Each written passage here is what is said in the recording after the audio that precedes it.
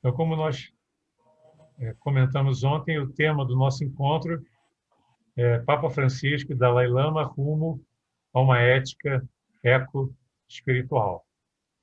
E é muito interessante que tanto o Dalai Lama como o Papa Francisco têm esse foco que é bastante abrangente, né, envolvendo não só o cuidado, né, a ética, essa postura de respeito, de compaixão, como também o aspecto, assim, o aconselhamento em relação aos cuidados que nós devemos ter com o meio ambiente. E porque tanto o Papa Francisco como o Dalai Lama estão muito cientes do que está acontecendo hoje em nível mundial, né? Antes mesmo da pandemia, eles já vinham fazendo campanhas bastante intensivas para convencer as pessoas, né, para mostrar às pessoas a necessidade de uma ética mais abrangente, vamos dizer assim, né? Porque a ética, na verdade, ela não muda, né? Mas talvez a aplicação da ética, né? Da Lama chama de ética secular, aquela ética que está além das formulações religiosas, uma ética que é intrínseca ao ser humano, é algo fundamental. Nós precisamos assim tirar o foco dos nossos interesses pessoais e nos voltar para o mundo, ou seja, uma postura de, de abertura para o mundo. Então, eu vou começar falando um pouco de trazer algumas frases. Essa frase do Papa Francisco, eu acho assim muito bonita, né? Se o mal é contagioso, o bem também é. Deixemos-nos contagiar pelo bem. Isso está dentro, está inclusive em total harmonia com a postura, né, de desenvolver a compaixão. Compaixão nada mais é do que essa postura de você se voltar para o outro, né? É aquele cuidado com o outro. Vocês devem lembrar ontem naquele vídeo do Dalai Lama, ele falava muito da compaixão e de como que a compaixão, mesmo sendo algo instintivo que nós compartilhamos com o reino animal, toda mãe tem um cuidado, né, com o seu filho, com a sua cria, e cuida dele, tem compaixão, alimenta, dá o que há de melhor para ele. E o Dalai Lama falava naquele vídeo que essa compaixão, que é intrínseca ao ser humano, mas dentro de um, dentro de uma ótica limitada, ela pode ser expandida, né? Ela pode, como ele dizia, né, ir crescendo através do autoestudo, através da observação, através da meditação. E isso é algo assim tão fundamental, né? E tem a ver com essa mensagem do Papa, né? Que nós devemos nos contagiar pelo bem. E esse nos contagiar pelo bem é você estar sensível para a miséria do mundo, para a fome do mundo, para o sofrimento do mundo, para tudo aquilo que separa um ser humano do outro. E é interessante como tanto o Papa quanto o Dalai Lama têm trabalhado assim ativamente em prol da paz mundial. As guerras têm sido um dos maiores males da humanidade, que tem criado sofrimentos muito grandes, né? E, inclusive, ela acaba prejudicando mais as populações que são mais fragilizadas, né? Os mais pobres sofrem mais com a escassez gerada pelas guerras, né? E as guerras muitas vezes levam, como vem acontecendo especialmente na África, né? A ondas migratórias de pessoas que estão fugindo de conflitos políticos, fugindo da miséria que foi criada pelos conflitos políticos, né? Pela falta de cuidado dos governantes que têm interesses egoístas, separatistas, que privilegiam certos grupos religiosos ou étnicos em detrimento de outros. Então, essa postura de você se contagiar pelo bem, de se abrir para o outro, está no cerne de todas as religiões. Isso que é bonito, né? O Dalai Lama fala muito nisso, né? Que todas as religiões têm em comum essa busca de servir ao próximo, né? Amar o próximo como a ti mesmo, né? Colocou Jesus como um mandamento fundamental e Deus acima de todas as coisas, mas o próximo é colocado assim como fundamental, né? Aquela ideia de que ninguém pode ser feliz sozinho. Então, o Papa, por exemplo, dentro da ótica ecológica que ele vem defendendo, que tem a ver também com a economia de Francisco, aliás, nós teremos no dia 2 à tarde uma palestra da Regina Fittipaldi, que vai ser sobre a economia de Francisco. E ele coloca, um dos itens que ele coloca é exatamente esse, que os alimentos jogados no lixo são alimentos roubados da mesa do pobre, daquele que tem fome. E a ecologia humana e a ecologia ambiental são inseparáveis. O Dalai Lama também sempre alerta, né? Ele tem participado de vários simpósios focados em bem-estar, em ecologia humana, ecologia ambiental e ecologia interior também. São 3 ecologias que na Unipaz se trabalha muito. A importância de você desenvolver essa sensibilidade, né? Você se abrir para o bem, como o Papa colocou, é desenvolver a sensibilidade.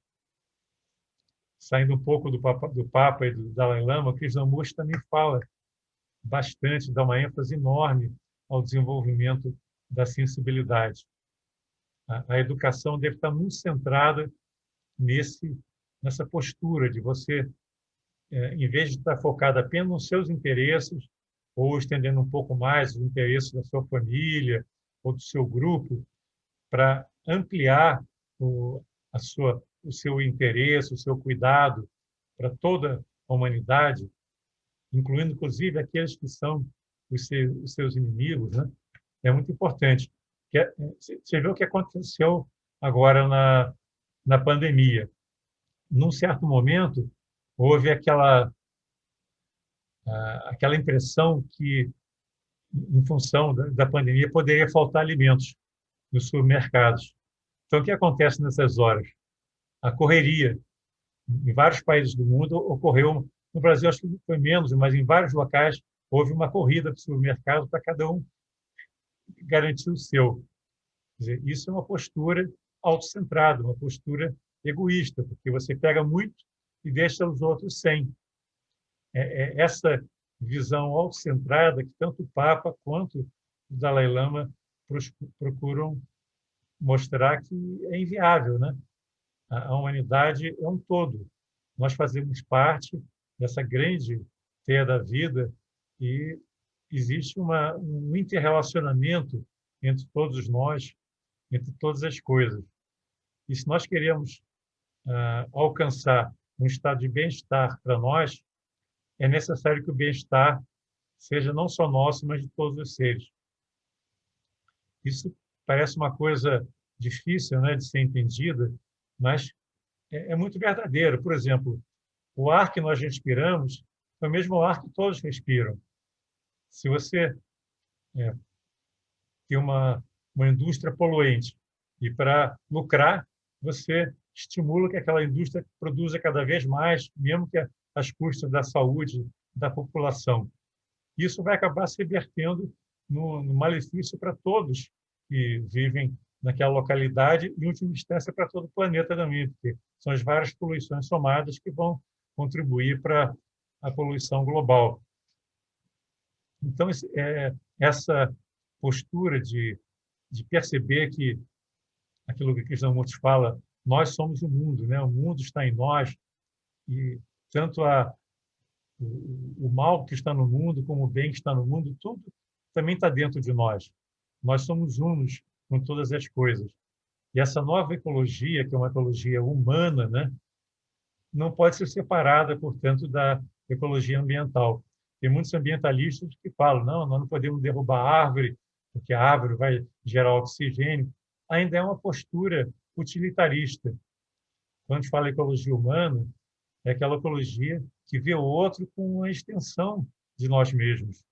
Essa talvez seja a grande lição que esses grandes líderes religiosos estão levando, estão mostrando, que não basta você cuidar do seu interesse. Ah, vão derrubar a árvore, eu não vou deixar, eu vou usar toda a minha influência, meu poder para impedir que tirem a árvore aqui que está dando sombra na minha casa e está purificando o meu ar. Tem que ser uma ecologia que leve em consideração os interesses de toda a população do planeta. E a economia de Francisco também faz isso, né? Uma economia inclusiva, onde todos os seres humanos estão presentes, onde ninguém é deixado para trás. E aí o Papa também tem algumas coisas muito práticas que, com essa frase, estamos irritados com alguém, rezemos por essa pessoa. Isso é amor cristão. Eu diria que é o amor de qualquer religião, na verdade, né? Que essa postura da oração é algo também que todas as tradições religiosas compartilham essa postura de que, através da oração, através da meditação, nós podemos beneficiar a todos os seres. A oração e a meditação são algo muito próximo. Às vezes a palavra não é a coisa, mas, no fundo, quando nós oramos, também nós estamos meditando, nós estamos nos conectando com os aspectos mais elevados e talvez internos também do nosso ser, buscando uma conexão com o divino e buscando nos oferecer como instrumentos do divino aqui na Terra.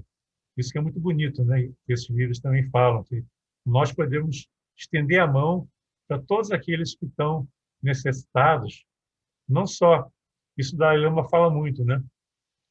Orar é muito importante. E o Papa também fala isso, né? Orar é fundamental, mas não basta orar. Você precisa estender a mão de fato, você precisa verificar quais são as necessidades que as pessoas têm, quais são os problemas que existem no mundo de fome, de poluição, problemas na área educacional, na área climática. São muitas crises que nós vivemos. E, em vez de assistir passivamente, nós temos que ter uma atitude proativa. E isso, tanto o Papa como o Dalai Lama enfatizam muito, né? Nós não podemos nos isolar. Nós somos cidadãos do mundo. E, como cidadãos do mundo, nós temos que abraçar a causa da humanidade, buscar entender o que está acontecendo no mundo. Isso é muito importante também, você está conectado, né? O globalismo é muito combatido, mas ele tem essa, essa pegada, naquela, através da comunicação, da internet, dos noticiários que, que nos colocam em contato com a realidade do mundo, nós podemos perceber o que está acontecendo e quais são as necessidades de outras culturas, de outros países, e nos abrirmos, né? Temos a sensibilidade de perceber que o mundo está passando por uma fase, né, que é um problema para todos nós. E a pandemia mostrou muito isso, né? Que você não consegue se isolar. Todos nós estamos vulneráveis nessa pandemia. E uma coisa interessante da pandemia, que ela afetou mais os países ricos que os países pobres, pelo menos nessa primeira fase. Talvez mais adiante seja diferente. Mas o país que tem maior número de contaminados e de mortes é o país mais rico do mundo, que é os Estados Unidos. E a Europa também, que os países do primeiro mundo também estão sofrendo bastante com a pandemia. O Brasil não é tão rico, mas também está sofrendo bastante, mas mais pelo desgoverno do que por outras razões. Mas, enfim, nós precisamos assim perceber que nós estamos interconectados. Essa é a realidade que a pandemia evidenciou muito, né? O vírus não encontra fronteiras, o pensamento não encontra fronteiras, os interesses monetários também não estão limitados a fronteiras. Hoje, o grande capital é transnacional, vamos dizer assim, e os interesses são muito grandes e afetam a todas as economias. Então, nós precisamos buscar realmente essa nova economia, essa nova postura, mas nenhuma economia, nenhuma nova política vai surgir enquanto o ser humano for egoísta. Então, essa talvez seja uma grande questão que nós precisamos trabalhar. E aí vem uma outra frase do Papa Francisco: apenas os que dialogam podem construir pontes e vínculos. Né? Isso parece uma frase simples, mas é fundamental. Porque às vezes você diz, não, é muito importante você perceber a unidade da vida, é muito importante respeitar as outras civilizações, mas se você não dialogar, você não está construindo pontes. Não é? É muito cômodo você ficar na sua casa, ou no seu grupo religioso, ou no seu grupo filosófico, trocando ideias, ouvindo palestras e lendo livros, mas o pau está comendo aí fora, né? A crise está cada vez mais intensa, o número de pessoas carentes é enorme, as injustiças sociais também são enormes, problemas ecológicos, climáticos. Então, nós precisamos ser um pouco mais protagonistas. Né? Esse diálogo, não só o diálogo interreligioso, mas o diálogo com o nosso vizinho, o diálogo com pessoas que são de outro time de futebol, pessoas que têm outra fé, que têm outra cultura. Nós precisamos começar a perceber que as diferenças elas não deveriam ser fator de separação, porque, no fundo, nós todos temos o mesmo anseio de sermos felizes, de encontrarmos, né, um objetivo maior na existência, de desenvolvermos todo o nosso potencial, como diz o David Bohm. Os anseios humanos são muito parecidos. As religiões tratam, às vezes, de forma um pouco diferente esses anseios, têm abordagens um pouco diferentes, mas, no fundo, todas elas estão buscando o amor, a compaixão, a abertura. E as verdadeiras religiões estão tentando construir pontes. Tanto o Papa Francisco como o Dalai Lama estão muito firmes nesse propósito de construir pontes, de promover o diálogo interreligioso e mostrar que nós todos compartilhamos da mesma humanidade, né? Nós temos uma civilização única.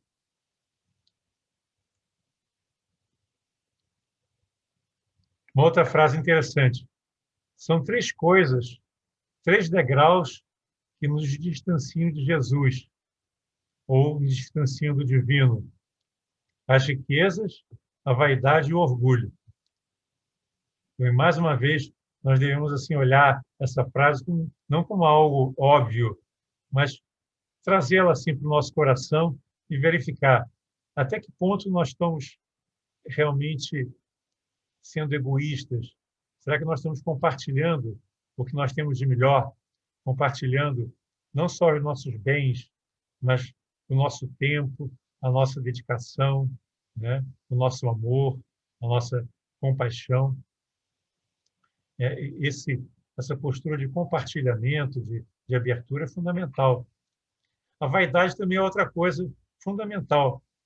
Em Luz no Caminho, que eu acho que vários de vocês já estudaram, aquele livrinho maravilhoso da Bill Collins, na verdade foi escrito pelos mestres de sabedoria, está dito que a vaidade é uma das coisas primeiras, né? O primeiro aforisma do Luz no Caminho mata a vaidade, porque ela é algo terrível, que afasta os seres humanos. Quando você se acha melhor do que os outros, você se afasta. E a separatividade é um dos grandes males, é que produz as guerras, produz os conflitos, as diferenças sociais. Você se acha com o direito de ter mais, você se acha melhor porque você estudou mais, porque você pertence a um grupo social superior ou um grupo étnico superior. Então, tudo isso aí são fatores que separam os seres humanos e são terríveis, porque geram muito sofrimento, muita iniquidade. Então, vaidade e orgulho vão juntos, né? Matar a vaidade é matar o orgulho também. Então, nós temos que estar sempre atentos para essas dicas que o Papa Francisco nos está comunicando, né? Não basta a gente olhar para fora e ver como as pessoas são vaidosas e orgulhosas, como os ricos estão dominando o mundo e não dão oportunidade para os mais pobres, mas trazer isso para dentro e verificar se nas nossas vidas isso também está ocorrendo. E aí uma frase do Dalai Lama, que é muito importante: a arte de escutar é como uma luz que dissipa a escuridão da ignorância. Essa frase é uma extensão do que nós estamos falando em termos de abertura. Você, para escutar, você tem que ter uma postura de abertura para o próximo. Você tem que considerar o próximo como alguém que é igual a você, alguém que tem os mesmos direitos que você, alguém que compartilha da mesma humanidade que você. E é interessante que o Dalai Lama fala que escutar é uma arte, é algo que a gente pode trabalhar dentro de nós mesmos. Há uma tendência egoísta, separatista, diante da pessoa concluir o que ela está falando, você já preparar o troco, já começar a, a, a contra-argumentar, e com isso você não dá oportunidade para você, nem para o outro se expressar, nem para você entender o que o outro está querendo comunicar. Então, essa arte de escutar é uma luz, é algo que a gente aprende na medida que nós nos abrimos para o alto.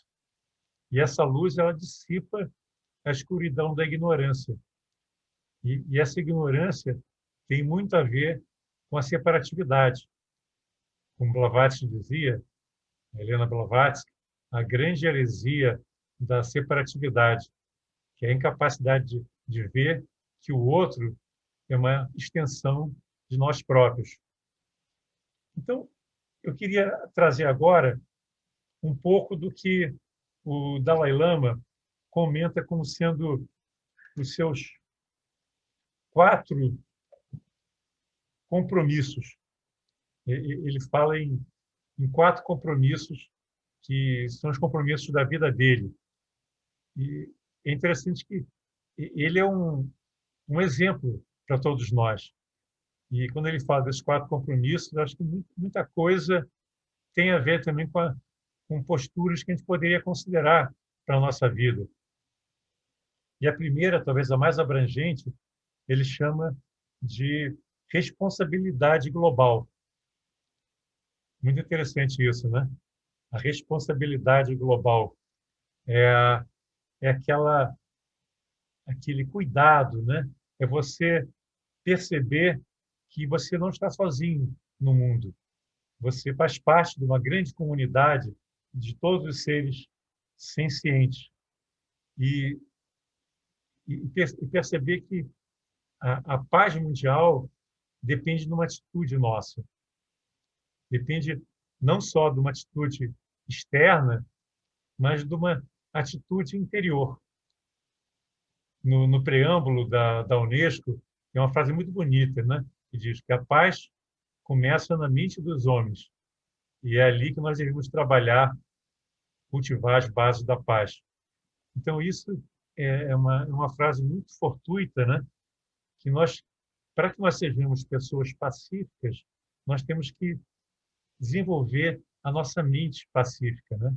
Desenvolver aquela quietude mental, que é muito falada em várias tradições, por exemplo, na Índia, nos Yoga Sutras de Patanjali, está dito que enquanto você não aquietar a mente, né, não desenvolver aquele silêncio mental, você não consegue entrar em contato com a sua verdadeira natureza. A sua verdadeira natureza, ela fica obscurecida pelo tagarelar da mente. E pelo tagarelar da mente, que tem a ver também com os preconceitos, com você trazer do passado toda uma carga de ideias, de condicionamentos que vão macular e condicionar as suas atitudes no presente e também os seus pensamentos no presente. Então, por exemplo, no relacionamento humano e no relacionamento entre nações, nós temos no passado vários problemas que nós tivemos, tanto nos nossos relacionamentos com os nossos familiares, com nossos amigos. Muitas vezes nós tivemos algumas brigas, algumas incompatibilidades, e também entre as nações também isso é muito comum. Você vê na Europa, né? Quantas guerras já não surgiram na Europa, mas eles conseguiram atingir e desenvolver a União Europeia. Parecia impossível algumas décadas atrás, porque eles deram mais importância para o bem-estar comum, para assim, a paz, que não é só de um país, mas a paz de todos, né, de toda a comunidade, no caso a comunidade europeia, né? E nós temos que levar agora também para a comunidade mundial esse princípio. Assim como surgiu a Federação Europeia, a gente tem que pensar numa Federação das Nações também. É algo que o Leadbeater previu nos seus escritos, né? Que em 2029 vai surgir a Federação das Nações. Tomara que ele esteja certo. Para que isso ocorra, nós temos que nos preparar. Então, como a paz começa na nossa mente, no nosso interior, nós temos que verificar, através da observação, quando nós não estamos sendo pacíficos, quando nós estamos dentro daquela mente que é obscura, que é a mente condicionada, a mente preconceituosa. Então, a gente tem que começar a trabalhar. Isso é um trabalho realmente que é uma educação, uma autoeducação que nós temos que desenvolver. É também uma questão que a gente pode chamar, como diz o Dalai Lama, de responsabilidade global. E essa responsabilidade global é a condição para que haja felicidade no mundo. Quer dizer, para que haja felicidade no nosso interior e felicidade no mundo. Você não pode pensar em felicidade sem paz. Você não pode pensar em felicidade quando existe diferenças, injustiças sociais, preconceitos. Então, nós temos que começar a trabalhar a paz interior e a paz no mundo. A paz e compaixão são coisas que estão correlacionadas. Você tem paz quando você considera o outro como parte de você mesmo. Quando você tem compaixão. A palavra compaixão vem de ter paixão com, paixão junto com os outros. Então, o amor e a compaixão são aspectos de uma mesma realidade de reconhecimento que nós somos o mundo. Todos queremos a felicidade, nós temos em comum essa busca pela felicidade e todos nós queremos evitar o sofrimento também. Então, vamos cuidar de nós e cuidar do mundo. Essa é a grande lição que nós temos que fazer para poder dissipar o sofrimento. O segundo compromisso do Dalai Lama é encorajar a harmonia entre as tradições religiosas. Isso é algo que a gente tem feito também na Sociedade Teosófica, através do estudo comparativo das religiões, das filosofias e da ciência. Você só pode apreciar e até amar quando você conhece. É interessante isso, né? Você, para conhecer e amar alguém, você tem que conhecer aquela pessoa. Para você poder desenvolver a compaixão, você tem que se abrir. Às vezes, as guerras são fruto da desinformação, quando certos interesses, né, que muitas vezes econômicos, são difundidos. E hoje, por exemplo, você tem esse universo das fake news que separa as pessoas, que dissemina inverdades e até maledicências sobre outras pessoas, outros grupos, sejam grupos políticos, religiosos ou étnicos.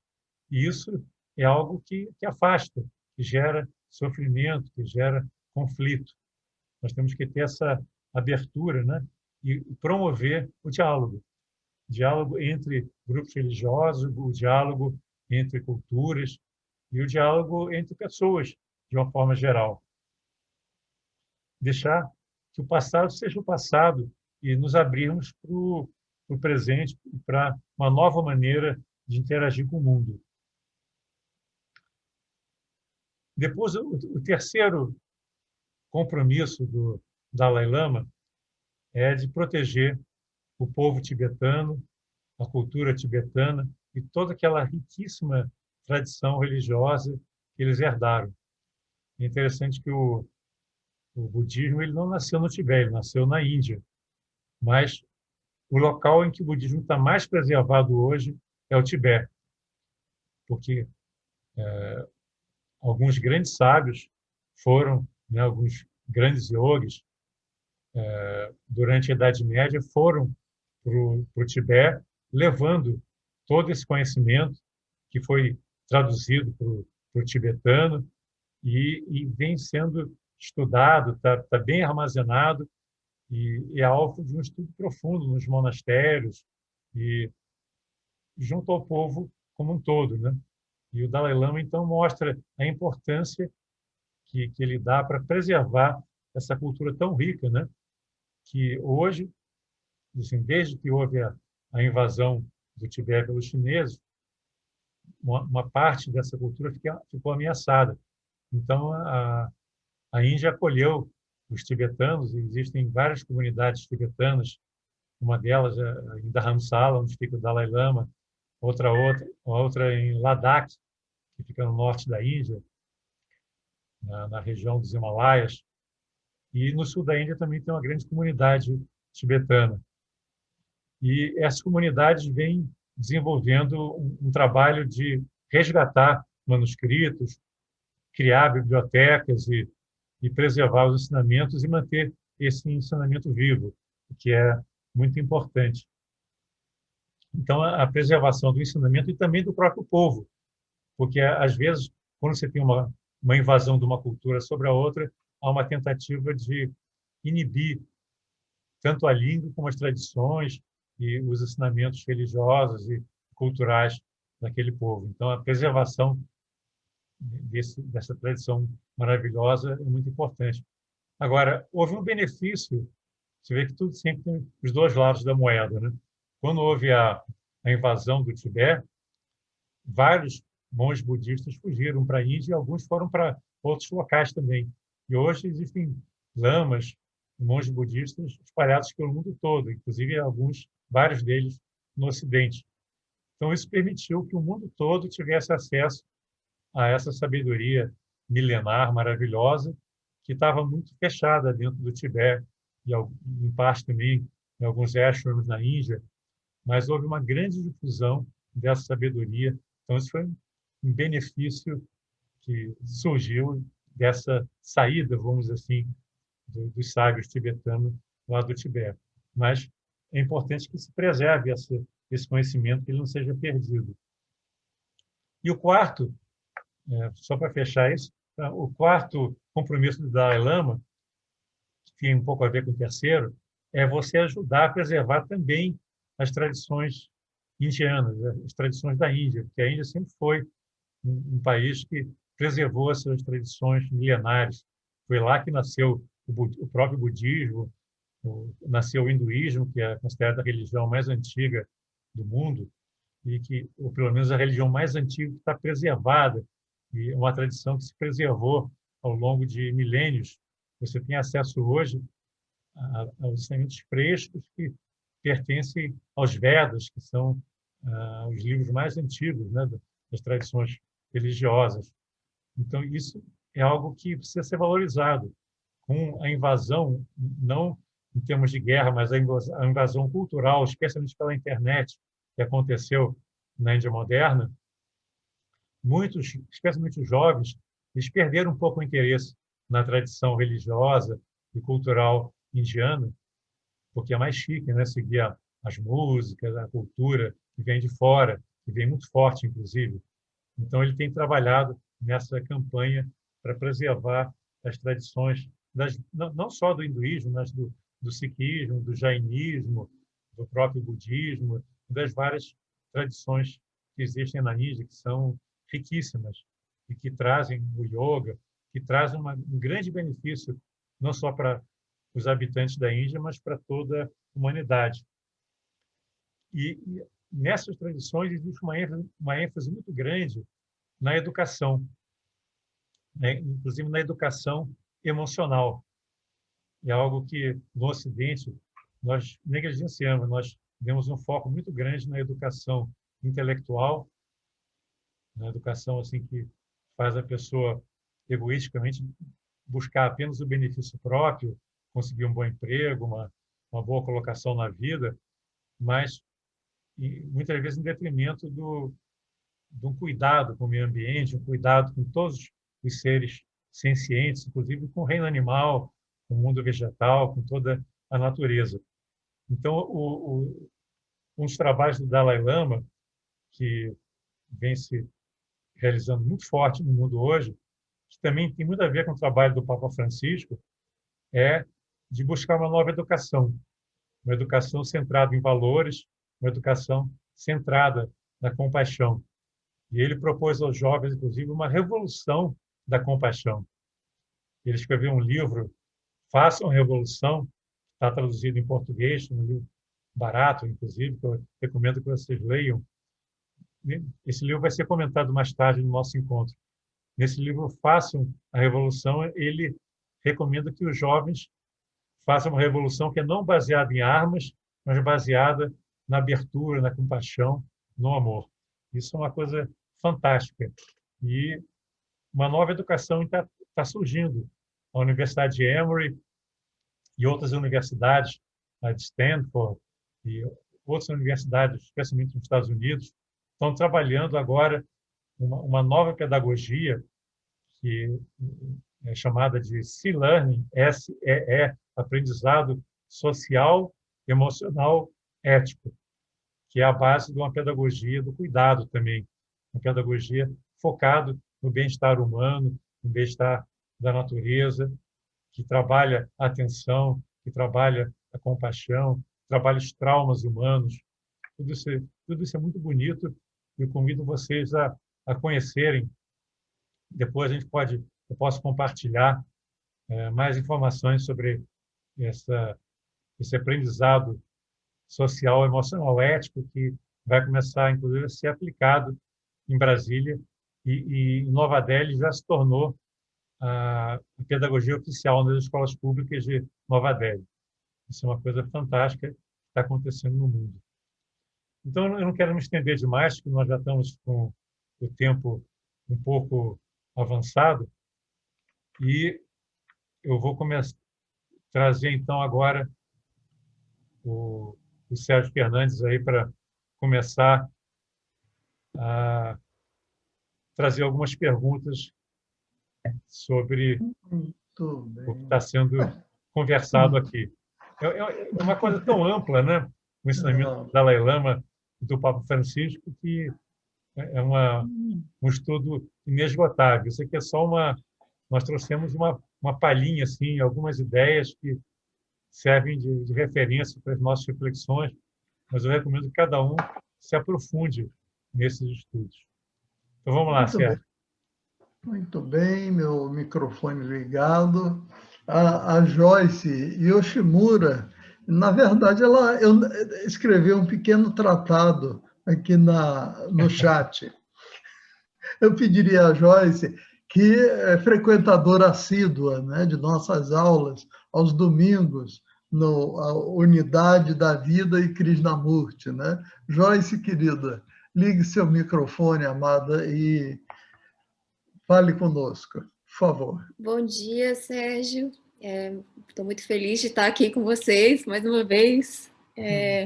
Na verdade, o textão que eu escrevi aí foi em resposta ao que o Osvanil falou. Ele falou assim, comentando a fala do Eduardo, que a Índia tem 9.000 anos, a China tem 5.000 anos e o Ocidente tem 2.500 anos. E o Brasil tem apenas 500 anos. Aí eu fiz uma brincadeira, eu disse assim que isso me dá esperança sobre o Brasil, porque a gente só está começando. E depois eu disse que, na verdade, é uma brincadeira, porque eu penso que a gente precisa trabalhar a autoestima do Brasil. Porque assim como na Índia, né, que o Eduardo comentou que os jovens estão esquecendo suas tradições, nós fomos colonizados culturalmente. E para nós foi passado um preconceito contra a nossa própria cultura, contra nós mesmos, um preconceito que veio de fora. Então eu acho que a gente precisa refletir sobre isso. Eu não acho que existe uma nação melhor que a outra na humanidade. Eu acho que estamos todos juntos, eu acho que todos nós temos o que melhorar e temos também o que contribuir. Eu acho que o Brasil tem alguns aspectos positivos e a gente tende a só focar no que é negativo. Eu falo isso com a experiência de alguém que morou muito tempo fora, e eu consigo, né, ir de longe, a gente consegue ver bem o que a gente tem de bom e o que a gente pode melhorar. E eu sinto no brasileiro uma autoestima muito baixa. Tipo assim, isso só acontece no Brasil, só no Brasil. É claro que a gente está num momento extremamente difícil de visualizar o que pode ser bom no Brasil, mas o Brasil não é só isso, é só... E assim como o budismo nos ensina, esse é só mais um momento, e esse momento, se Deus quiser, também vai passar. É isso que eu queria dizer. Quer comentar, querido Eduardo? Realmente aquele complexo de vira-lata, né, que você está mencionando, né, que é muito comum no Brasil. Mas, por outro lado, ser uma nação jovem tem suas vantagens, né? Nós não estamos assim tão contaminados por tantos preconceitos e também posturas, né? Tantos rituais, tantas coisas que às vezes cerceiam a nossa liberdade. E eu queria também comentar que, embora nós tenhamos 500 anos desde o descobrimento, na verdade, o Brasil é muito mais antigo, né? Às vezes nós esquecemos que o Brasil já estava habitado antes de Cabral chegar aqui às nossas terras, que nós temos uma tradição indígena muito bonita. Por exemplo, a tradição Guarani é uma tradição maravilhosa, que tem muito a ver com essa nova postura que está sendo proposta agora pelo Papa Francisco, pelo Dalai Lama, essa questão da unidade da vida. Outro dia eu estava assistindo uma palestra sobre cultura guarani, a gente fica assim, embasbacado, né? A gente fica impressionado como que eles, de certa maneira, anteciparam tudo aquilo que nós estamos agora procurando desenvolver. Por exemplo, eles tinham uma cultura em que não existia dinheiro, não era necessário dinheiro, onde as pessoas trocavam livremente e todos se preocupavam com o bem comum. Quer dizer, são coisas que nós perdemos, né, que houve um verdadeiro genocídio com a chegada não só dos portugueses, mas de outros europeus, né? Os bandeirantes em São Paulo, que invadiram as terras indígenas, né? Que criaram uma destruição gigantesca. Então, nós temos aí uma herança meio pesada, mas, ao mesmo tempo, nós temos que honrar esse passado, né? E buscar uma inspiração nesses outros líderes para integrar tudo isso, as tradições antigas da Índia, as nossas, as tradições da Europa, buscando aquela cultura universal que é a base do que nós entendemos como nova era, né? A cultura do novo milênio. Muito bem. Eduardo, nós temos uma pergunta do Rogério. Rogério falando. Fala, Rogério. Só um segundo, tá? Eu estou intervindo, vocês desculpem. A gente vai mudar um pouquinho a dinâmica para ficar melhor ainda, tá? Vou trazer o público do Paraíso da Terra para sentar aqui na frente do computador e fazer as perguntas. Tá, mas... Por isso que eu intervi para não falar o que eu escrevi, mas sim a gente vai... Tá bom. Ok, está anotado. Bem, quem quiser ler a provocação do Rogério, fique à vontade, tá? Vamos seguir, então. Ela disse tudo. Está aqui a pergunta. Tá bom, querido. Estão todos aí? Olha, quem for falar se apresenta, porque não dá para ver o nome, que está aparecendo o nome do Rogério aí. Ô, Rogério, Rogério, querido, vamos manter a sua pergunta? Como é que fica? Luiz. É Luiz. Se apresenta, Luiz. Oi, Luiz. Tudo bem? Tudo. Bem-vindo, Luiz. Fala, querido. Obrigado. A minha pergunta é o seguinte, é que eu já vi vários exemplos de compaixão e que não foi necessário se dizer uma palavra e isso mudou totalmente a vida de uma pessoa, sem que fosse dito uma só palavra. E existem pessoas que fazem questão de mostrar, de demonstrar a sua compaixão e que todos vejam, para que todos vejam o quanto ele é, né? É bom, tem compaixão, mas ele tem a necessidade de mostrar para todos a sua compaixão. O que dizer para uma pessoa dessa? Muito bem. Olha, você tem que primeiro sentir se a pessoa está receptiva, né? Isso talvez seja uma das coisas mais fundamentais. Você não pode dar conselho para uma pessoa que não quer ouvir. Se a pessoa está muito autocentrada e não está interessada realmente em qualquer tipo de ensinamento religioso, filosófico, se acha muito autossuficiente, você tem que deixar que a vida lhe ensine algumas lições e até que ela esteja realmente, no momento, preparada para ouvir. Então, não adianta, como Jesus dizia, jogar pérola aos porcos. Você tem que estar sensível para quem você está falando, né? É interessante que o Buda, logo que ele se iluminou, ele ficou na dúvida, será que vale a pena eu pregar? Porque há tanta ignorância no mundo, há tantas pessoas que levam uma vida egoísta, uma vida que não estão nem aí para a miséria humana. Será que eles vão dar ouvidos para o que eu tenho a falar? E aí ele percebeu que existiam realmente grupos de pessoas que estavam interessadas em se abrir, que queriam refletir junto com ele, né? E o papel do guru é estimular a pessoa a refletir, né? E esse é o verdadeiro papel do grande instrutor, né? É inspirar, não colocar informações na cabeça, né? Esse é o grande instrutor, é aquele que inspira. E ele só surte efeito se a pessoa estiver aberta. Então, essa talvez seja a grande sacada. Você tem que sentir se a pessoa está receptiva. E aí, realmente, se dedicar a fazer aquilo que é possível fazer dentro da sua alçada. Muito bem. Ok, Luiz? Mais alguma complementação, querido? Está ótimo. Tudo bem. Você consegue vir aqui só para dinamizar mais? Tem mais uma pergunta aqui importante relativa ao tema, tá? Só um segundo. Vamos lá. Um comentário, por favor.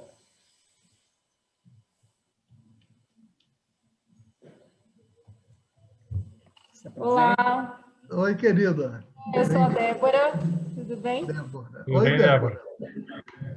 Então, na verdade, é só um comentário sobre o que o Luiz trouxe, porque eu já assisti a alguns debates a esse respeito, né, sobre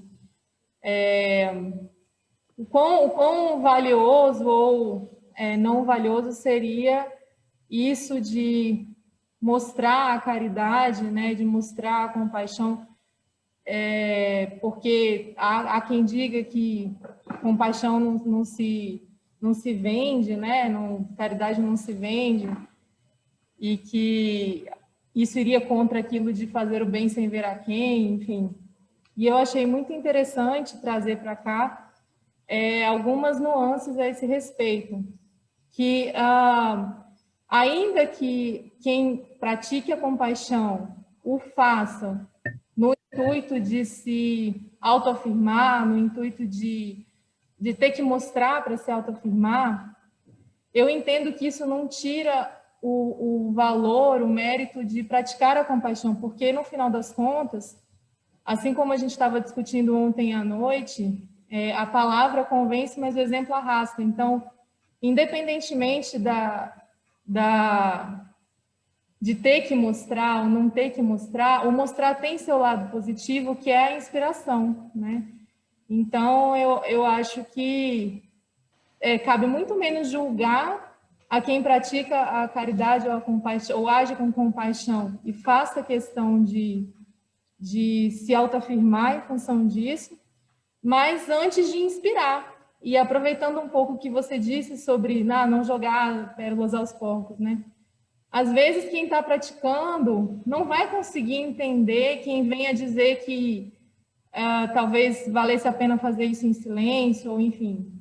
Eu entendo que é legal a gente não querer se autoafirmar com isso, mas é muito importante no estágio em que a humanidade se encontra que ela tenha inspirações, né? Que ela se enxergue, que ela veja no outro um espelho, ela se enxergue naquilo e aquilo inspire. Então, eu não consigo ver o irmão, o ser humano que faça isso para se autoafirmar como fazendo menos pela humanidade do que aquele que faz em silêncio. Eu consigo entender que o benefício é maior do que o prejuízo. Foi só um comentário a esse respeito. Maravilha. Maravilha. Tomara que... O importante é cada um dar o melhor de si, né? Eu acho que... Um rapaz novo aqui quer falar também. Legal. Eu quero comentar o comentário da Débora. Eu acho que ela está certa quando ela está se referindo ao exemplo. Fala um pouco mais próximo, Marcos. Eu acho que ela está certa quando ela está se referindo ao exemplo. Porque se você mostra, você é um exemplo, né? Então, eu concordo. Só que eu acho que a gente tem que ir um pouquinho mais. No fundo, a essência do problema humano é o egoísmo. E a compaixão é quando você consegue se sintonizar com o outro, com a dor do outro, com o sofrimento do outro, se esquecendo de você, né? Você sente aquilo, você se compadece, você é o outro de alguma maneira, né? Só que o egoísmo, ele é muito sutil, ele é muito sorrateiro. O nosso mental, ele é luz e sombra. Ele tem uma poluição que a gente tem que começar a separar o joio do trigo, entendeu? Então, quando a gente quer que alguém veja a nossa magnanimidade, ou a nossa bondade, ou o nosso altruísmo, ou a nossa compaixão, a gente já está poluindo o ambiente psíquico, psicológico com o egoísmo, entendeu? Mas é um caminho, é só o início do caminho. Exatamente. Então, assim, o trabalho é muito longo, o trabalho de regenerar essa nossa estrutura egoísta, porque nós somos isso. Não adianta a gente falar que a gente não é egoísta, nós somos egoístas. Agora, a regeneração desse egoísmo para que ele seja altruísmo puro, né? Isso é um trabalho longo, diário, de percepção de si mesmo, de percepção das suas motivações, né? E então a coisa vai muito além disso tudo, né? Eu concordo com você que o exemplo é importante, mas querendo ir além, se a gente... Tem muitas instituições, pessoas também, que têm a fachada do altruísmo, mas, no fundo, elas estão só ganhando dinheiro, Elas posam de, a gente faz caridade, a gente faz isso. Tudo bem, aquela caridade é boa, mas quando vem uma motivação outra, escondida, talvez nem seja tanto, né? A verdadeira caridade é aquela que não tem busca de retorno, nem da vaidade de ser visto como caridoso, né? Com certeza. É um trabalho permanente de autopercepção para poder deletar essas vaidades, vamos dizer assim. Deletar vaidades. Olha que expressão interessante. Vamos lá, querido. Bom, pode seguir para a próxima, então. Acho que nós já tivemos, assim, o próprio Marcos já deu continuidade Temos outra intervenção, o Iver. Por favor, querida.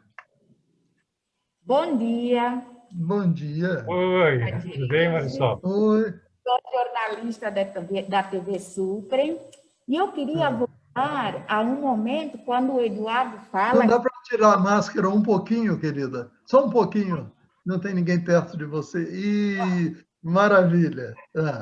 Quando o Eduardo fala que o Dalai Lama encoraja a harmonia entre as religiões e também a Sociedade Teosófica incentiva o estudo comparativo das religiões.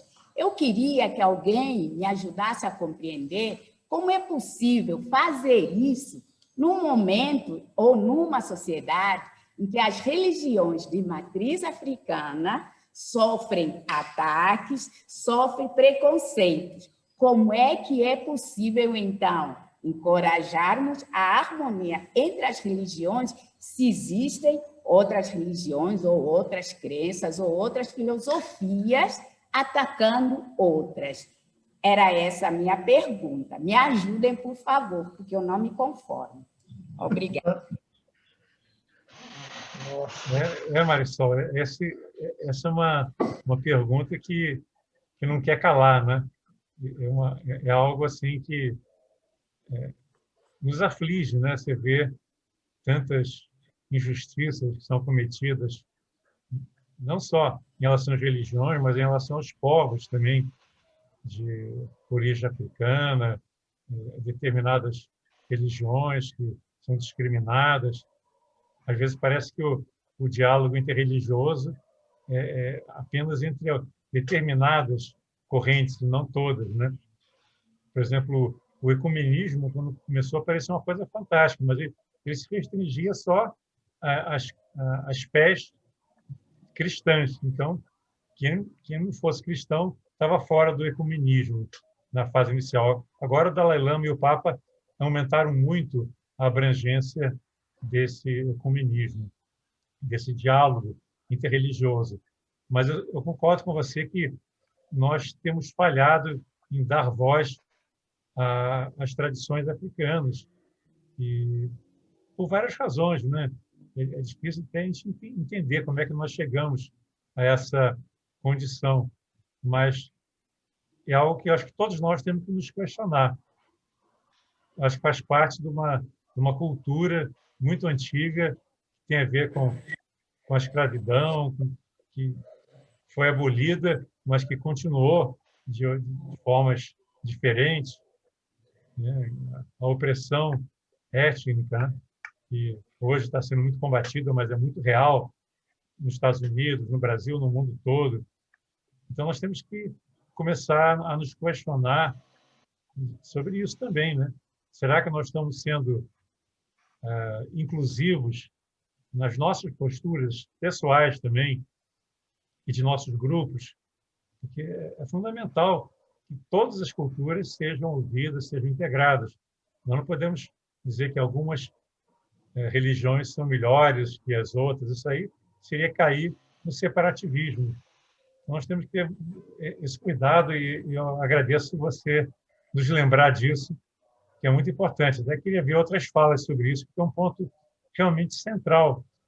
É uma cultura que nós herdamos, escravocrata, que se reflete nas nossas atitudes, até mesmo de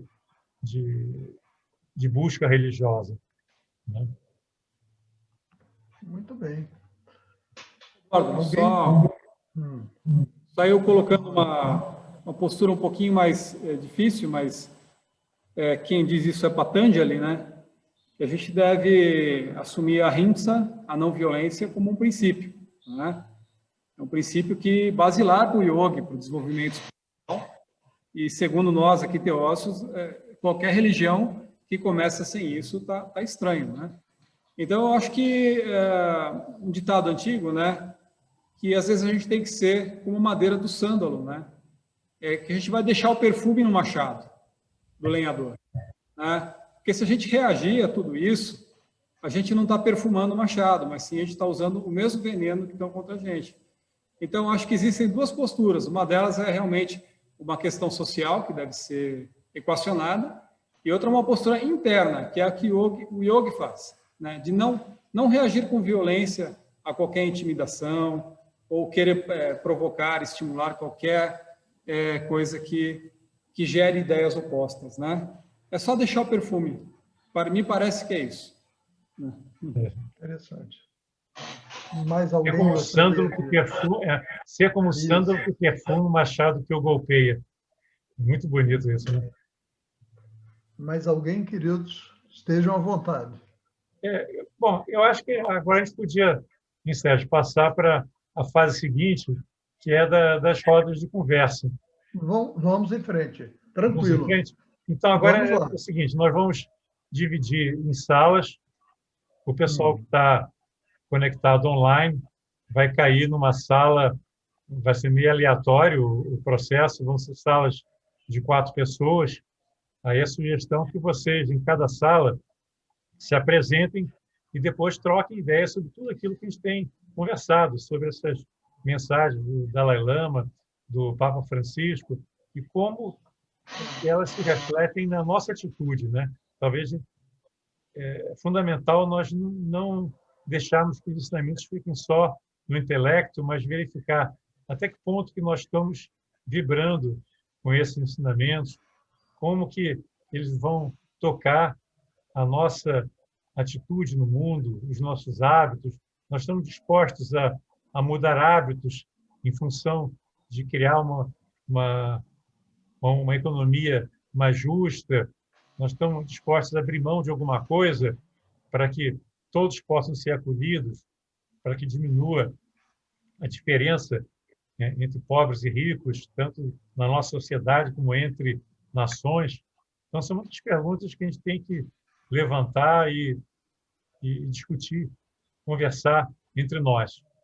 E o pessoal do Paraíso na Terra, que está aí presencialmente, vai também dividir em grupos, pode ser de 4 ou um pouco mais, dependendo do número de pessoas.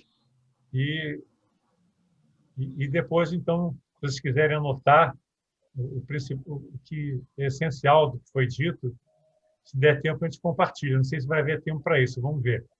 Então, agora eu vou abrir as salas de conversa. Então, nós estamos de volta agora com o nosso grupão.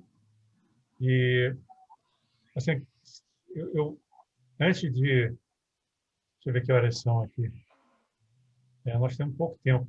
Então, eu acho que a gente podia assim, pedir para algum representante de cada grupo expressar o que foi a tônica, né? Qual foi o ensinamento principal que vocês tiraram desses diálogos e um resumo assim do que o grupo colocou.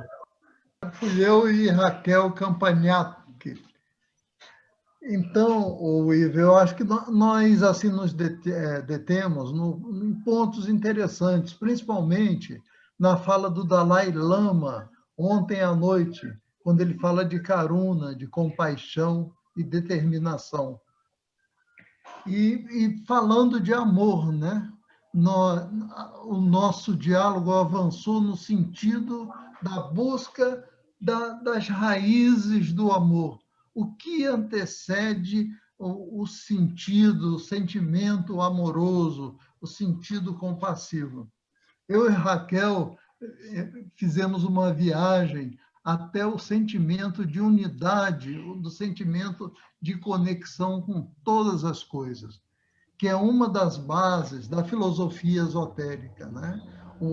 A noção dessa interconectividade existente entre nós e a natureza, entre nós e os reinos da natureza, os animais, o planeta, etc. Ou seja, a partir dessa percepção da profunda conexão com a vida, o amor parece que é um resultado natural, é um resultado espontâneo em nossas relações, em nossa expressão no mundo, né? Em termos de pensamentos, sentimentos e ações. Em linhas gerais, refletimos mais além disso, né? Mas em linhas gerais eu poderia resumir dessa forma, querido. Ótimo, Sérgio. Agora um representante um segundo grupo aí. Eu posso falar com relação ao meu grupo da Sim. Renata, da Lília. Sim, A claro. gente ficou num tema que abrangeu tudo, mas principalmente assim, a arte de escutar é como uma luz que dissipa a escuridão da ignorância. Porque sem querer, querendo, a gente acabou entrando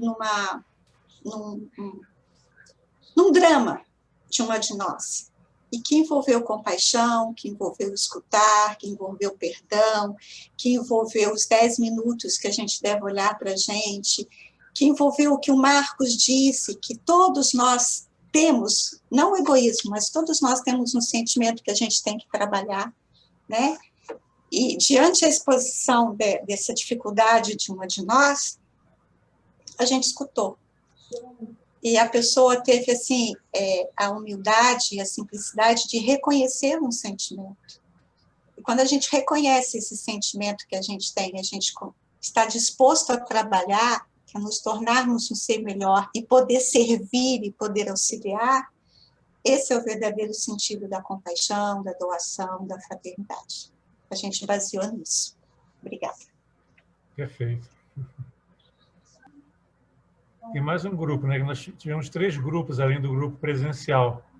Está faltando um só apresentar. Eu acho que é o nosso grupo, Eduardo, que a gente está aqui. Quem fala? Não, fala eu, fala você. Então tá bom. Aí eu e o Osvanil, a gente decidiu eleger o Daniel para falar pela gente. Ah, maravilha. Poxa, eu esperava que vocês fossem falar, porque eu entrei agora. Então, eu assisti parte da palestra de ontem, achei maravilhoso também. E o que nós discutimos no nosso grupo foi alguns aspectos que foram falados de ontem, como o silêncio, né? E que o silêncio nada mais é do que calar a mente, primeiramente, né? Poder ouvir o que os nossos aspectos superiores nos dizem, que aí a gente vai conseguir ver com mais clareza o que é o outro, né? Me ajudem, por favor. Eu não... Foi quem sobre quiser a complementar, escuta, né? complementa Quem isso. abriu foi o Osvanil, que ele falou aquela frase do Dalai Lama sobre a escuta, né? Então a gente conversou um pouco sobre isso, de que e o Daniel, ele foi muito feliz na colocação dele, que a primeira coisa que a gente deve fazer para escutar é a gente esvaziar a nossa mente, inclusive dos nossos julgamentos, né? Porque às vezes a pessoa nem abriu a boca ainda e aí você nem consegue ouvir o que ela vai falar porque você já nem gosta dela para começar, ou a pessoa está falando e você já está lá na sua cabeça, o que eu vou responder, o que eu vou dizer, né? Então, que a primeira coisa é a gente se esvaziar, né? Então, a gente conversou um pouco sobre isso, além de outros temas. Maravilha. Eu posso só comentar uma frase que ficou da conversa anterior, antes dos grupos, alguém falou sobre a rimsa, e tem uma frase que foi muito impactante para mim, que é de um filme, que é aquele Conde de Monte Cristo, que o abade diz assim, não cometa o mesmo crime pelo qual você está cumprindo pena. Então, assim, ou a gente muda a nossa percepção, as nossas reações diante das ações, ou nós vamos cair de novo na nossa ignorância. Entendeu?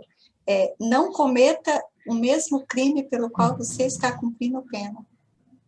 Isso foi muito impactante na minha vida, e essa frase está sempre aqui assim, ó, martelando, martelando, martelando, né? A rimsa, a compaixão, doação, serviço, entrega. E, acima de tudo, a gente ter humildade. A humildade de reconhecer que nós somos seres em construção, somos seres falhos ainda, e por isso que nós estamos aqui, né? Nessa oportunidade deliciosa de estar no Brasil, outros países. Isso é maravilhoso, né? Isso é muito gratificante. Tchau, obrigada. Então, eu volto a essa questão de ordem. O que vocês preferem? Manter o grupão, misturar ou voltar para grupinhos? Não, eu acho que o grupão está legal, porque nós temos assim a condição de, inclusive, aprimorar o que nós discutimos nos grupinhos. e quem sabe até os que não se manifestaram acrescentar algum detalhe, acrescentar uma fala, né? Eu, por exemplo, o que me causou um grande impacto foi o Dalai Lama ontem, ao falar de determinação. Eu achei aquela fala me impactou de uma forma assim, profunda. E ele falando para budistas, para seguidores do budismo. E ele fala das 4 nobres verdades, né? Cujo passo inicial é reconhecer o sofrimento, né? Reconhecer a dor. Diz ele que o que motiva, o que dá sentido à vida dele, do Dalai Lama, é esse reconhecimento, essa percepção das 4 nobres verdades. E o surgimento de Karuna, cujo significado é compaixão, né? Também. Então, esse ponto, para mim, foi um ponto interessante. E ele, a todo instante, sugere que nós busquemos o significado, o sentido de nossas vidas. Aí ficou a pergunta, qual o sentido de nossas vidas? Dos ensinamentos religiosos, o que nos inspira, o que nos move, né? Ou no contexto do nosso ateísmo, no contexto de nosso sistema de crença, o que nos move. Como é a irmã lá do Canadá, o que move a irmã é a cura, é o healing, né? Cura, o cuidado das pessoas. Vejam que interessante, né? É algo não conectado à religiosidade, mas extremamente importante para o mundo, para as pessoas e para a sociedade, né? Olha aqui, isso tudo contido na fala do Dalai Lama, que me impactou profundamente. A busca do sentido, na busca da clareza, o que é que nós estamos fazendo aqui. Tá? E ele fala uma coisa que eu acho que é fundamental. Essa determinação tem muito a ver com o que o Krishnamurti fala de energia, né? Inclusive, o Krishnamurti usa uma palavra, paixão, né? Não no sentido da paixão mundana, né? Mas aquela energia que é fundamental para a mudança. Essa determinação que o Dalai Lama fala é essa capacidade de você reunir uma energia que supera qualquer obstáculo, supera qualquer dificuldade, né? Aqui na Índia chamam de virya. Virya é uma palavra sânscrita, né? Que é aquela energia indomável, quando você acredita no que está fazendo, você tem fé na vida, então não há nada que possa obstaculizar o seu caminho, que possa impedir o seu progresso, né? Então isso é algo assim fundamental. E o Dalai Lama fala também que você não pode desanimar, porque essa conquista é gradual. Você, talvez, num certo momento da sua vida, você esteja um pouco desenergizado, mas você pode trabalhar para acumular mais energia. O yoga é uma das ferramentas mais poderosas que nós temos para melhorar a qualidade, né, da nossa circulação energética, através dos pranayamas, das práticas psicofísicas e o trabalho mental também. Porque o Krishnamurti diz que a maior fonte de desperdício de energia é o conflito. Se você vive sempre com a mente preocupada, cheia de conflitos, você está jogando pelo ralo a sua energia, aí você não tem aquela compaixão, aquela capacidade de energia para doar para o mundo. Isso é uma coisa muito forte, né? Eu queria aproveitar a Raquel. A Raquel fez uma leitura completa do Coríntios 13 durante o nosso encontro. Se ela teria alguma dificuldade em repetir a passagem da Bíblia que fala sobre o amor. Uma beleza, eu diria que é uma passagem inspiradora para todos nós. Poderia, Raquel, repetir Coríntios 13, como você fez no nosso grupo? Posso sim, se tiver tempo. Vamos lá. Vamos lá. Eu peguei uma... são 13 versículos. Vamos lá. Ainda que eu falasse a língua dos homens e dos anjos, se não tiver amor, serei como o sino que ressoa ou como o prato que retine. Ainda que eu tenha o dom da profecia e saiba todos os mistérios e todo o conhecimento e tenha fé capaz de mover montanhas, mas não tiver amor, nada serei. Ainda que eu dê aos pobres tudo o que possuo e entregue o meu corpo para ser queimado, mas não tiver amor, nada disso valerá. O amor é paciente, o amor é bondoso, não inveja, não se vangloria, não se orgulha, não maltrata, não procura seus interesses, não se ira facilmente, não guarda rancor. O amor não se alegra com a injustiça, mas se alegra com a verdade. Tudo sofre, tudo crê, tudo espera, tudo suporta. O amor nunca perece, mas as profecias desaparecerão, as línguas cessarão, o conhecimento passará, pois em parte conhecemos e em parte profetizamos. Quando, porém, vier o que é perfeito, o que é imperfeito desaparecerá. Quando eu era menino, falava como menino, pensava como menino, raciocinava como menino. Quando me tornei homem, deixei para trás as coisas de menino. Agora, pois, vemos apenas um reflexo obscuro, como em espelho, mas então veremos face a face. Agora conheço em parte, então conhecerei plenamente, da mesma forma como sou plenamente conhecido. Assim, permanecem agora estes três: a fé, a esperança e o amor. O maior deles, porém, é o amor. É isso. Amém. Lindo, né? É lindo. Essa é uma das passagens prediletas da Bíblia. Realmente é maravilhoso isso. É. Acho que tinha... Agradeço que você ter trazido, que é uma inspiração para todos nós, essa passagem. E tem muito a ver com o trabalho do Francisco, né? Isso, foi, lembrei dele. Acho que tem Isso me consonância, lembra, né, com essa palavra. Fala, Daniel. Isso me lembra também que o objetivo nosso de eliminar o ego, ou o egocentrismo, mesmo sem perder a unidade do ser, né? Ele é uma alavanca para nos impulsionar a todas as virtudes, né? Muito bem. Eu queria falar um pouco sobre o Papa Francisco, que esse ano eu participei de um grupo de estudos que eu nunca tinha participado antes na sociedade, que era sobre o cristianismo primitivo. E assim, eu nasci numa tradição, não nasci, né? Porque minha mãe ela é japonesa e os japoneses eles são meio abertos a qualquer religião, assim.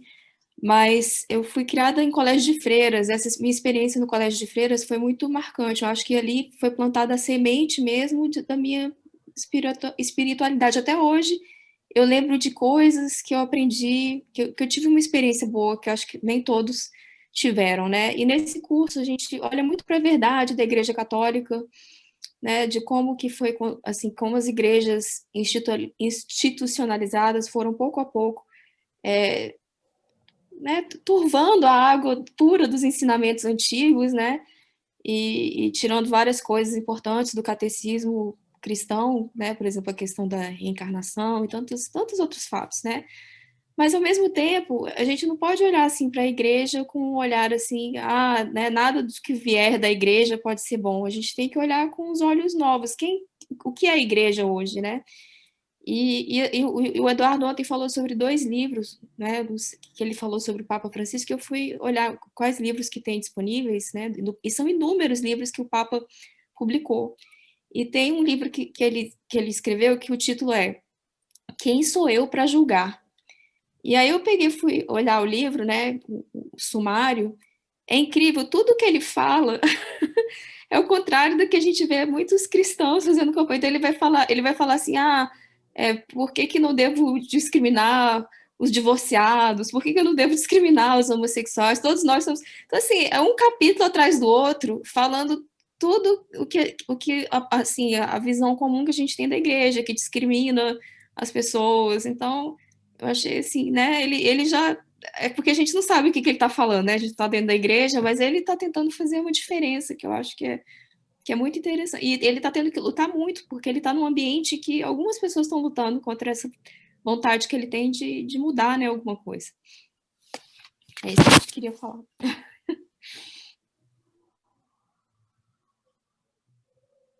É uma atitude assim heróica da parte dele, caso que as forças conservadoras são muito fortes ali no Vaticano, né? E os interesses financeiros também.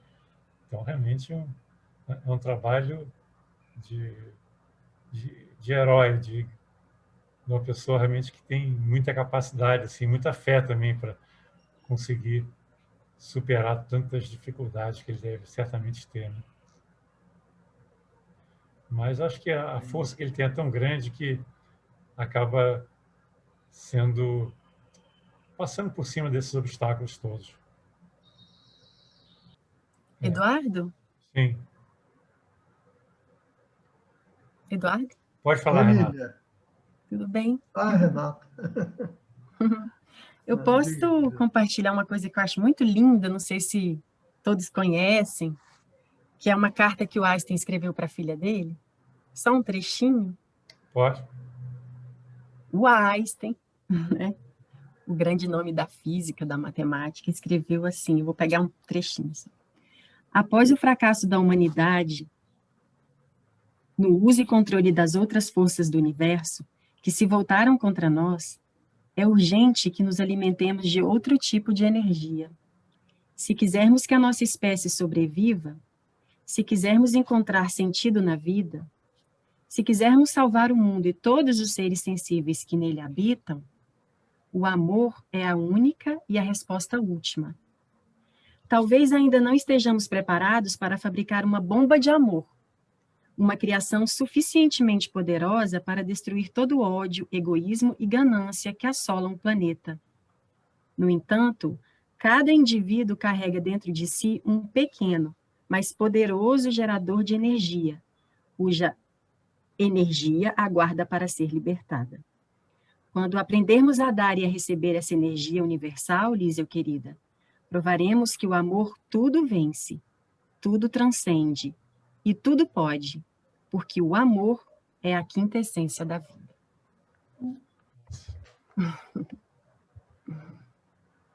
Realmente maravilhoso. Bonito, né? Lindo, lindo, lindo. Posso fazer uma intervenção também, Eduardo? Sim. Tá. Queria apresentar para vocês, acho que a gente está nas pérolas aí. Ixi, eu tenho que entrar em algum lugar para aparecer? Não, tô aí, né? Não, está aparecendo. Aparece. Tá bem na foto. Obrigada, porque aqui o negócio é BIOS, bicho ignorante operando o sistema. Eu tô lendo Sri Prembaba, Amar e Ser Livre, e tem uma passagem que vai um pouco nessa ideia do amor aí, que ele diz assim: quem é você? E ele pergunta: eu sou o amor puro dos amantes, que nenhum mortal pode proibir. Mas amante aqui não é amante homem e mulher, é o amante da vida, né? Aquele que ama a vida, aquele que ama, que tem uma postura de amor no coração, que o olhar é um olhar de amor, né? Que é um olhar de acolho, um olhar que dá colo, né? Que aninha, que acalma, né? E eu acho que o que nos liga sempre é essa ideia de poder transcender esse amor. E ter ele dentro da gente, eu acho que é difícil de ser reconhecido às vezes, né? Porque a gente se julga, a gente se culpa e tudo. Mas quando a gente consegue acessar esse amor dentro da gente, a gente consegue oferecer. E a gente só se acende no outro, né? Então, quando a gente consegue passar esse amor para o outro, quando a gente consegue ser esse amor para o outro, eu acho que a gente vence muita coisa na vida. A gente tem uma carreira que é mais fácil para vencer, a gente consegue vencer longe, fora do país da gente, a gente consegue vencer tantas coisas. E eu sou uma pessoa que venho do emaranhado familiar bem complicado, adoção de mãe, que doa, e, bom, essas coisas, mãe, essas coisas todas que eu tive que trabalhar muito, muito. E eu acho que a maneira que eu encontrei realmente foi de buscar esse amor dentro de mim. Porque como eu também escolhi não ser mãe, e então eu não pude viver esse amor assim de mãe, essa coisa assim que vem, que a gente diz assim, que é incondicional. Então eu tive que buscar. Então a minha luta na vida é sempre buscar o amor. E o amor é algo que quando ele chega para você, você tem que dar. Sabe? Ele é isso, nenhum mortal pode proibir. Ele chega e ele te, né?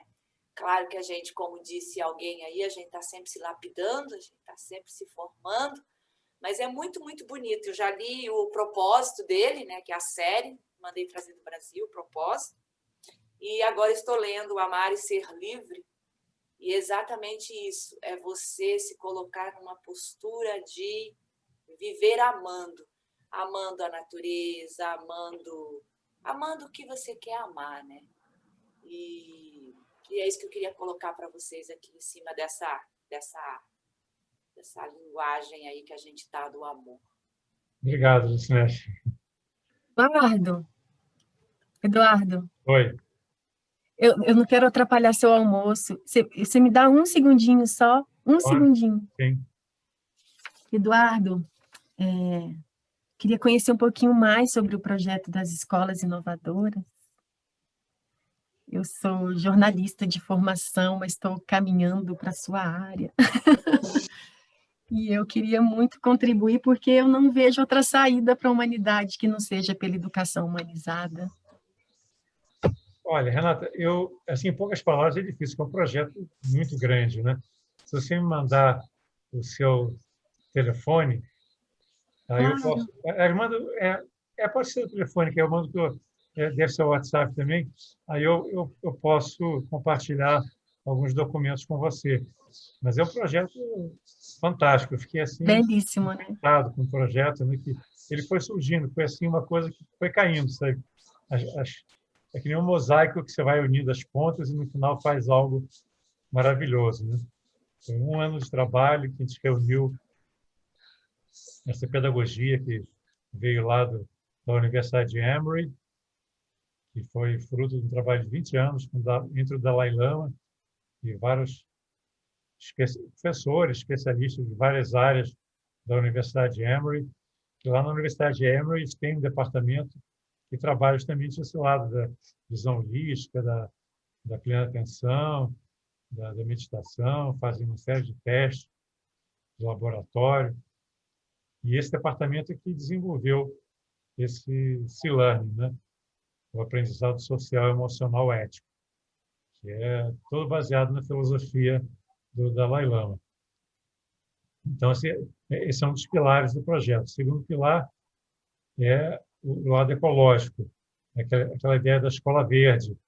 Você tem falado da Green School em Bali, que desenvolveu toda essa postura de ter uma escola integrada com a natureza, com horta, vão captar água da chuva, vai ter um viveiro, vai ter horta vertical, vai ter energia solar para gerar energia, uma série de coisas assim que vão tornar a escola uma referência, inclusive, para outras escolas também, do ponto de vista ecológico. Separação de lixo, reciclagem, compostagem, por aí vai, né? Vai ter um viveiro também, como eu falei. Então, vai ser uma experiência única que os estudantes e professores vão botar a mão na massa mesmo, depois vão colher os alimentos para utilizar no lanche da escola ou para levar para casa. Depois vai fazer as hortas comunitárias também na vizinhança. Vai ser uma escola aberta com cursos para a comunidade. E vai ter um software também, uma plataforma de software muito moderna que vai facilitar as pessoas prepararem tanto aulas presenciais como aulas online. Que agora a gente vai ter um sistema híbrido, né? Mesmo agora em 2021, não vai ser totalmente presencial. Então, essa plataforma vai facilitar a preparação das aulas online e das aulas também presenciais. E tem todo um material que já está pronto e já está em português, inclusive, grande parte. Está sendo traduzido, mas já tem uma boa parte em português, que é material para os estudantes e material de apoio para os professores também. Então, é uma coisa assim fantástica que nós estamos desenvolvendo e quem tiver interesse eu posso passar mais informações depois. Você prefere que eu escreva o meu celular aqui no chat ou eu posso digitar agora? Se tiver uma caneta na mão? Pode colocar no chat, acho que talvez seja até mais fácil, que aí eu copio aqui. Tá. Olha só, então Krishna me deu a oportunidade de viver esse momento desafiador para conhecer uma experiência tão linda como essa, porque eu achava que no Brasil demoraria muito. A minha filha até estuda numa escola mais humana, é o INDE, aqui no Lago Norte, você deve conhecer. Ela tem um método natural, mas eu sinto assim, uma pressão muito grande do mercado, até em cima da própria diretora, para que as coisas continuem no tradicional, e me causou uma angústia muito grande, e foi uma oportunidade maravilhosa também, de eu acompanhá-la nesse ano e ver o tanto que a educação está falida, talvez eu possa usar esse termo, mas pelo menos muito ultrapassada. Então, se eu tiver a oportunidade de participar, de contribuir, eu ficarei muito feliz. Para mim vai ser uma das grandes oportunidades dessa minha passagem, se eu tiver condições de ajudar. Então, como mãe, como... Digita aí no chat, então, seu WhatsApp, telefone. Você não sabe, assim como o Giridhari Das também não sabe ainda, mas você é um dos meus gurus, sem saber. Muito obrigada, Eduardo. Parabéns. Certo. Por tudo que você faz para Krishna, como diz Bhagavad Gita, para seguirmos assim.